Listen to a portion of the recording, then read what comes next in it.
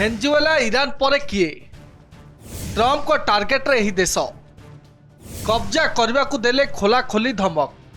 America ରାଷ୍ଟ୍ରପତି Donald Trump ବିଶ୍ୱ ରାଜନୀତିର ରଣଭୂମିରେ ଏକ ନୂଆ ମୋର୍ଚ୍ଚା ଖୋଲିବାର ସ୍ପଷ୍ଟ ସଂକେତ ଦେଇଛନ୍ତି। ମିଆମିରେ ଆୟୋଜିତ ଏକ ସ୍ୱତନ୍ତ୍ର କାର୍ଯ୍ୟକ୍ରମକୁ ସମ୍ବୋଧିତ କରି ଟ୍ରମ୍ପ ଘୋଷଣା କରିଛନ୍ତି ଯେ ଇରାନ ଏବଂ ଭେନେଜୁଏଲା ପରେ ଏବେ କ୍ୟୁବା ପାଳି।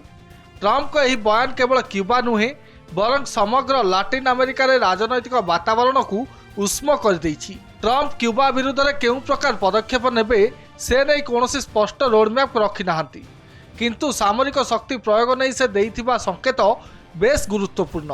ସେ କହିଛନ୍ତି, ମୁଁ ଏକ ବିଶାଳ ସେନା ଗଠନ କରିଛି। ମୁଁ ଚାହୁଁଥିଲି ଯେ ଏହାର ବ୍ୟବହାର କରିବାକୁ କେବେ ସୁଯୋଗ ନ ଆସୁ, କିନ୍ତୁ ବେଳେବେଳେ ଶକ୍ତି ପ୍ରଦର୍ଶନ ଏବଂ ପ୍ରୟୋଗ ଜରୁରୀ ହୋଇପଡ଼େ।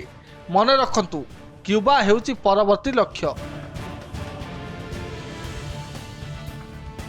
ଟ୍ରମ୍ପ କ୍ୟୁବାର ଭବିଷ୍ୟତକୁ ଏକ ଫ୍ରେଣ୍ଡଲି ଟେକ୍ଓଭର ବା ମୈତ୍ରୀପୂର୍ଣ୍ଣ ଅଧିଗ୍ରହଣର ସମ୍ଭାବନା ବୋଲି କହିଥିଲେ ମଧ୍ୟ ଏହା ନହେଲେ ସାମରିକ କାର୍ଯ୍ୟାନୁଷ୍ଠାନର ଧମକ ଦେବାକୁ ପଛାଇ ନାହାନ୍ତି। ହ୍ୱାଇଟ୍ ହାଉସ୍ରେ ସେ ସାମ୍ବାଦିକମାନଙ୍କୁ କହିଛନ୍ତି ଯେ କ୍ୟୁବାକୁ ଆଜାଦ କରିବା କିମ୍ବା ଦଖଲ କରିବାର ସମ୍ମାନ ସେ ପାଇବାକୁ ଚାହାନ୍ତି।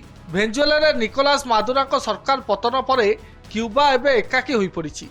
ଦୀର୍ଘ ସମୟ ଧରି ଭେନେଜୁଏଲା କ୍ୟୁବାକୁ ଶସ୍ତା ତୈଳ ଏବଂ ଇନ୍ଧନ ଯୋଗାଇ ଆସୁଥିଲା। ଆମେରିକା ସମର୍ଥିତ ଅପରେସନ୍ ଯୋଗୁଁ ମାଦୁରୋ କ୍ଷମତାଚ୍ୟୁତ ହେବା ପରେ କ୍ୟୁବାକୁ ମିଳୁଥିବା ତୈଳ ଯୋଗାଣ ସମ୍ପୂର୍ଣ୍ଣ ଠପ୍ ହୋଇଯାଇଛି। ଫଳସ୍ୱରୂପ କ୍ୟୁବାରେ ଏବେ ଭୟଙ୍କର ଶକ୍ତି ସଙ୍କଟ ଦେଖାଦେଇଛି। ଘଣ୍ଟା ଘଣ୍ଟା ଧରି ବିଦ୍ୟୁତ୍ କାଟ ଏବଂ ଖାଦ୍ୟ ସାମଗ୍ରୀର ଅଭାବ ଯୋଗୁଁ ସେଠାକାର ସାଧାରଣ ଜନତା ଅତିଷ୍ଠ ହୋଇପଡ଼ିଲେଣି। ଏଭଳି ସ୍ଥିତିରେ ଟ୍ରମ୍ପଙ୍କ ବୟାନ କ୍ୟୁବା ସରକାରଙ୍କ ଚିନ୍ତାକୁ ଦ୍ୱିଗୁଣିତ କରିଦେଇଛି।